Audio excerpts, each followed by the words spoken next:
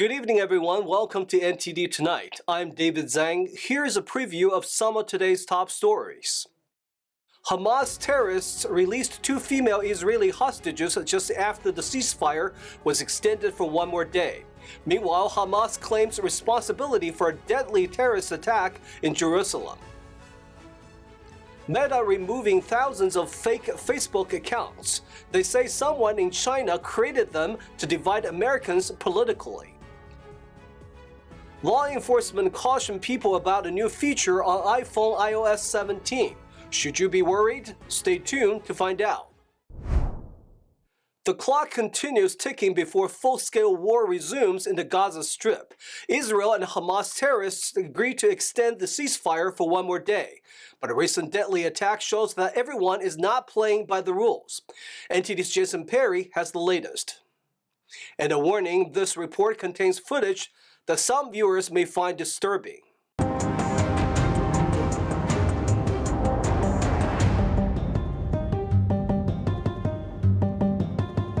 Just minutes before the ceasefire was set to expire early Thursday morning, Israel and Hamas terrorists agreed to stop fighting for at least one more day. I want to make the government's position perfectly clear as the hostage release pause continues. When Hamas stops releasing hostages, we will stop the pause and we will resume our campaign against Hamas. However, the ceasefire agreement didn't necessarily mean the fighting stopped completely, as seen in this disturbing video. On Thursday, Hamas terrorists in East Jerusalem drove up to a bus stop and began shooting at innocent bystanders who tried to run away. The Hamas terrorists killed 3 people and injured 8, according to Israeli police. Off-duty Israeli soldiers and an armed civilian in the area then shot and killed the terrorists. Israel's security minister said this after the incident.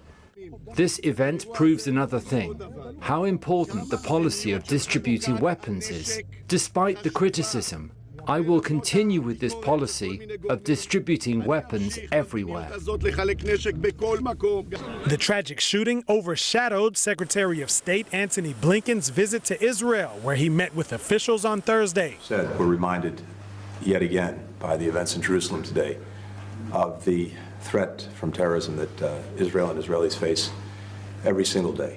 And like you, my heart goes out to the victims of this attack. Blinken said the U.S. supports Israel's right to defend itself and that the U.S. remains committed to returning all of the hostages home. Currently, an estimated 140 hostages remain in Hamas captivity. And on Thursday, 8 more Israeli hostages were released, including Ahmet Susanna and Mia Shem, who was in one of the first hostage videos released by Hamas after the terrorist attack on October 7th. Here's her mother when she found out her daughter would be released after being held hostage for more than 7 weeks. And here they are, reuniting in Israel. Meanwhile, in the West Bank, more Palestinians were released from Israeli prisons. Secretary of State Antony Blinken also said that before Israel continues fighting in the war, it must take steps to minimize civilian casualties. And he said Israel's prime minister and members of the war cabinet agreed with the need for this approach. Jason Perry, NTD News. Now let's take a look at other national headlines. First up in D.C., Twitter Files journalists testified today.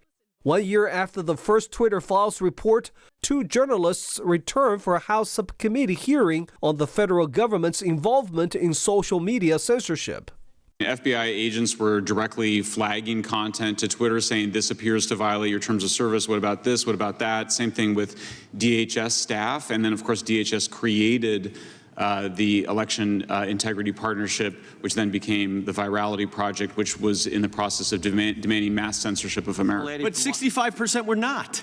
So how can the government be so coercive? So does the First Amendment say that the government for the course on government efficiency? Does the First Amendment say the government can censor 35%? Time of the gentleman has They're expired. not censoring. They're flagging in the social media companies. So Under only coercion, 35% of a First Amendment? Or? It's not the First Amendment. It's the terms of service, as you said, and they are flagging it for the social media companies to make their own decisions.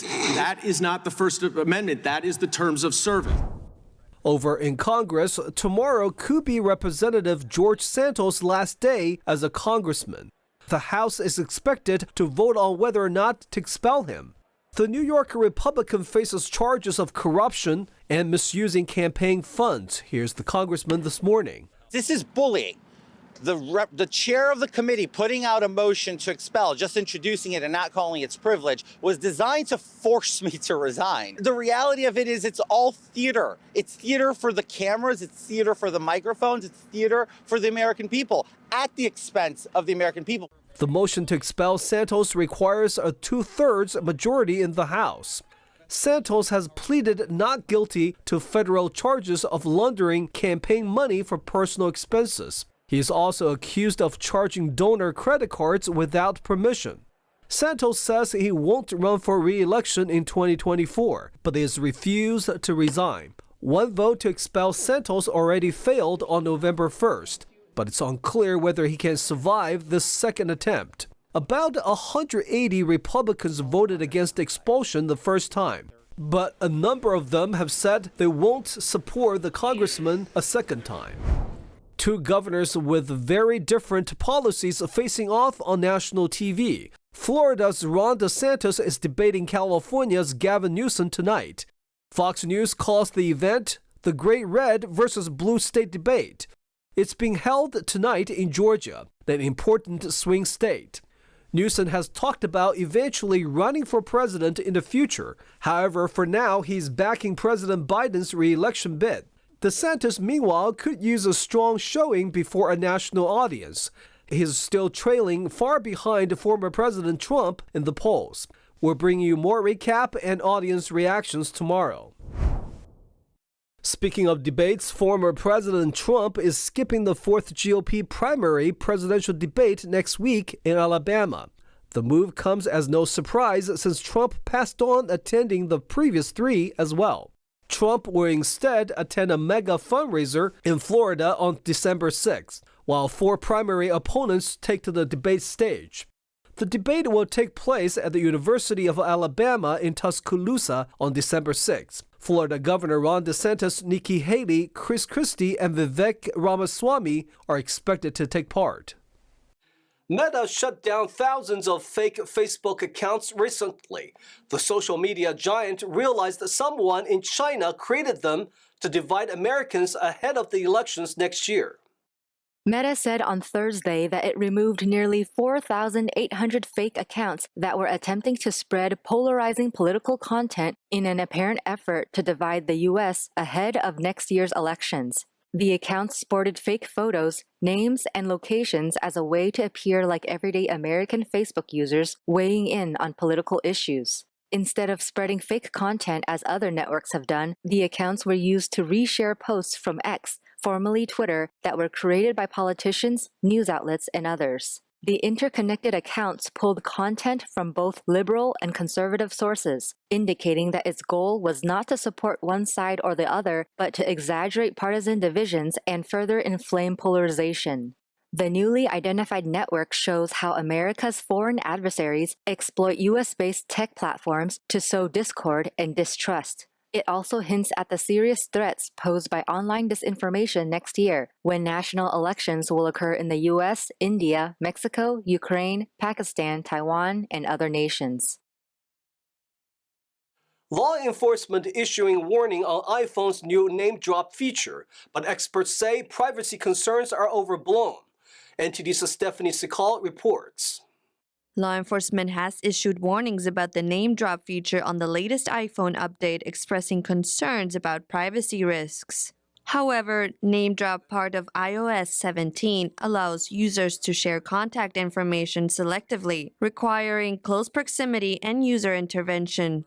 Experts dismiss worries, emphasizing that the device must be unlocked and users have control over shared information. But for people who are worried, Namedrop can be disabled through your phone's settings. Users are advised to review AirDrop settings, which differ from Namedrop, allowing content sharing within 30 feet. Preferences range from receiving nothing to allowing content from everyone for a set time.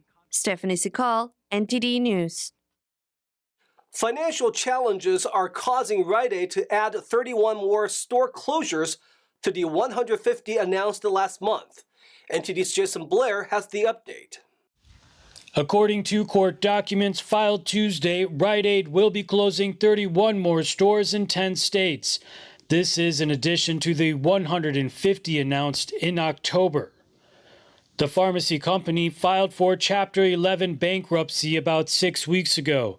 It's facing numerous lawsuits related to the opioid epidemic as well as billions in debt. The bankruptcy was voluntary and meant to help, quote, position the company for long-term success. Rite Aid CEO Jeffrey Stein released a statement saying, quote, with the support of our lenders, we look forward to strengthening our financial foundation, advancing our transformation initiatives, and accelerating the execution of our turnaround strategy. In doing so, we will be even better able to deliver the healthcare products and services our customers and their families rely on now and in the future. According to location numbers stated in a November 28th press release, Rite Aid will be closing approximately 12% of its U.S. stores with this latest announcement. As of now, specific dates have not been provided. Jason Blair, NTD News. We'll take a short break now, everybody, but here's a look at what we have for you when we come back. Los Angeles wants to require rental hosts to get permits to operate their business. The goal is to discourage hosting guests with bad behaviors. Phone scammers looking to steal people's information. NTD investigates a recent scam targeting Spectrum TV customers. A basketball player under investigation and a hockey player's contract now terminated. Those stories coming up on NTD Tonight.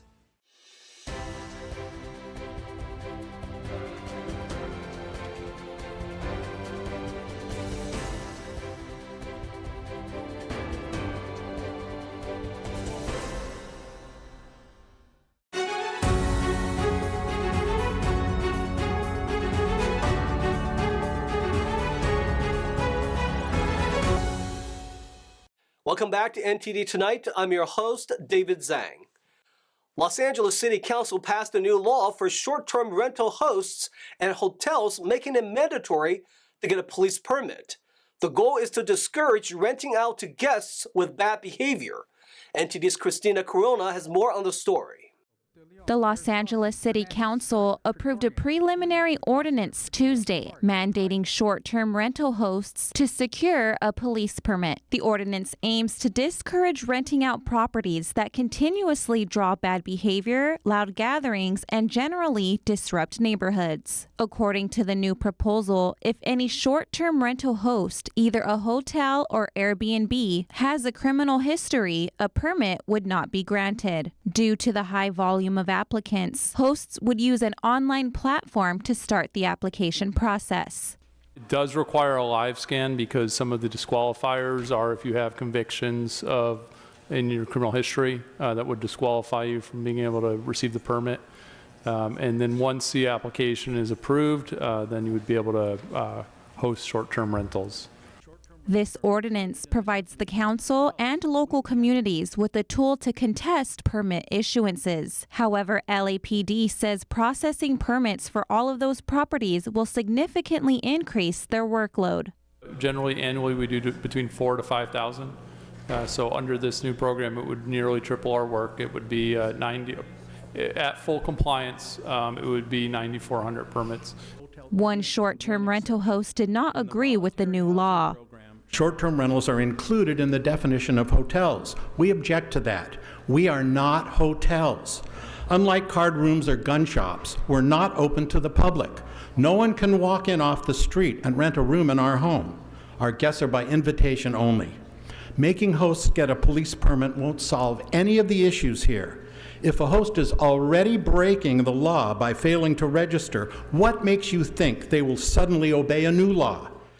And one hotel owner argued that this new law will cause numerous problems and control who they can hire. Part of the second chance programs that hotels have is that those that have gone through the judicial system and have been rehabbed have got to get an opportunity for employment. The way this permitting system is designed is that if one of our employees calls and it's found that they had any type of conviction, it's an automatic denial on renewal time of a permit.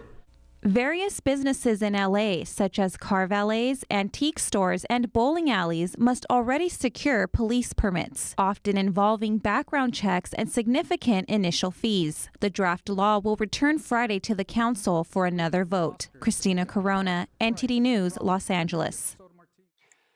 Just as the holiday season kicks into high gear, phone scammers are working extra hours to steal your hard-earned money. This time, they are doing it via fake Spectrum customer service websites. NTD's Stephanie Sikal investigates. A surge in phone scams have been reported, with scammers targeting the 801 area code and using other codes for fraudulent activities. The warning advises against returning calls to unknown numbers, drawing parallels to the infamous 900 number scams. Some Spectrum customers have fallen victim to this new scam technique. They search for the Spectrum customer service phone number, but instead, several sponsored websites pop up, whereas the original Spectrum customer service phone number is almost at the bottom. People naturally click on the first number they see and give out all their information. We decided to give it a try and see how far we could take our investigation. So, do you need my information to log into my Spectrum account?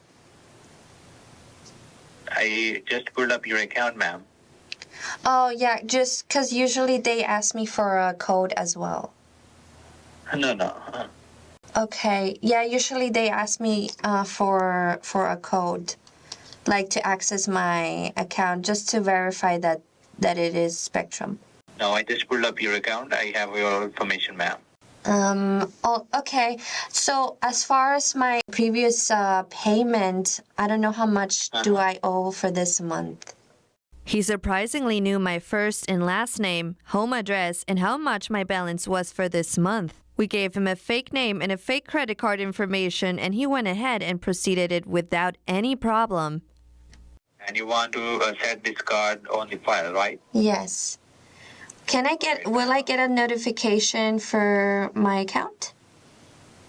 Yes, ma'am. You will also get the notification, and you will also get the notification that your bill has been paid for this month. You will receive the confirmation number on your email within the next 24 hours, and the payment that we are charging right now with Spectrum, it will be show up on your account. Okay, and then I haven't received my email still. Emails? Yes, my email confirmation, I haven't received it yet. Yes, ma'am. You will receive the confirmation number on your email within the next 24 hours, ma'am. Okay, and if I don't get it, should I call you back? Yeah, you can write my callback number, my name, my extension ID. If you face any issue in future, you can always reach me back. Okay, can you give me your name and ID extension as well? My name is William, William. Okay, and your extension number? 1415. The email confirmation was never received. We also noticed that when we tried to go back to their website, they had already changed their phone number. We called back, but the phone numbers were no longer in service.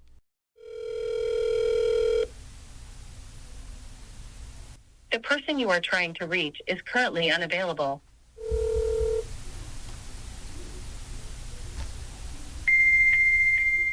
Dennis Johnson, a spokesperson from Spectrum, stated that, quote, "This latest customer scam is not specific to Spectrum. We will never ask you to pay your bill via gift card, wire transfer, cryptocurrency, payment apps, or offer a discounted rate for a fee. And a 50% discount offer is not legitimate. Customers can always contact us to confirm an offer is valid." Customers can learn more at our customer support site at spectrum.net. This type of scam has been on the rise. Law enforcement from around the country continue to emphasize the need for vigilance and caution when dealing with unfamiliar numbers, highlighting ongoing efforts to combat fraudulent practices. Stephanie Sikal, NTD News. An NBA player currently under investigation for an alleged relationship with a minor, and the longtime NHL veteran has gotten his contract terminated for unknown reasons. NTD's Tyler Castillo has the details. Josh Giddey, a player for the Oklahoma City Thunder, has been under current investigation for an alleged relationship with a minor. Giddey has declined to comment since the allegations were first made on social media last week. Since then, the social media account has been deactivated. The NBA also announced they are looking into the allegations, and so far there has been no suspensions made yet. Before the season started, Corey Perry has signed with the Chicago Blackhawks, and so far has put up 9 points in 16 games this season. However, last week it was announced that Corey Perry would be a healthy scratch for an upcoming game. This quickly escalated when Corey Perry was sent down in waivers for the intention to buy out his contract. Now, officially, nobody knows exactly why he's been bought out, but one source has said that there was an incident involving a team staff member. The team issued a statement saying after an internal investigation, the Chicago Blackhawks determined that Perry engaged in unacceptable conduct, violating his contract and the Blackhawks' internal policies to promote professional and safe work environments. In a statement, Perry reportedly said the incident did not involve his teammates or their families, and that he has started working with experts in mental health and substance abuse fields to discuss his struggles with alcohol. Since the contract termination, there has been rumors spreading on social media on what caused the termination, since the organization gave no official word on what happened to this longtime NHL veteran. Watch more on ntd.com and follow us on X for all the latest at NTD Tonight. That's all we've got for you tonight. We would like you to join us again on NTD Tonight every weekday at 9 p.m. I'm David Zhang. Have a wonderful evening.